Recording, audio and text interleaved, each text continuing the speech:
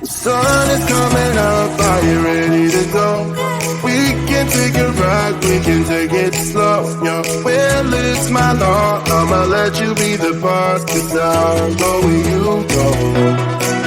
I'll take you to a place we can see it all.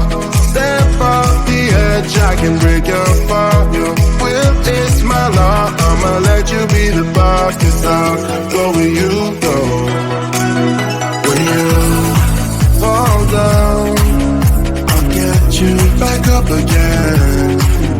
The things you try, I think that you won't regret. We are kings of the world,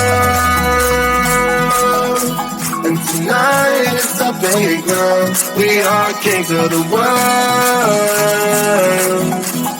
and anywhere it's homebound. We are kings of the world, and tonight is our playground. We are kings of the world,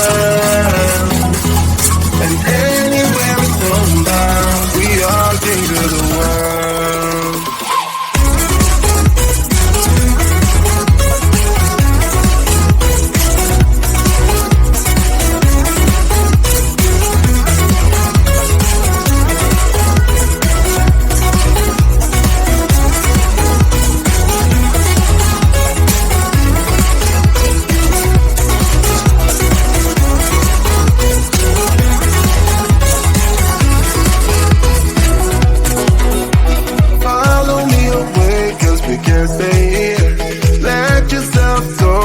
Nothing to fear, you'll never be alone. Let the highway be your home, 'cause I'll go where you go.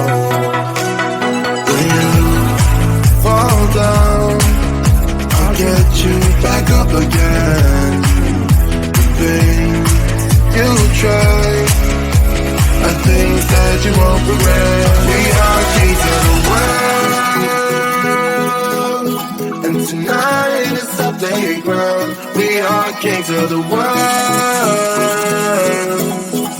and anywhere it's homebound. We are kings of the world.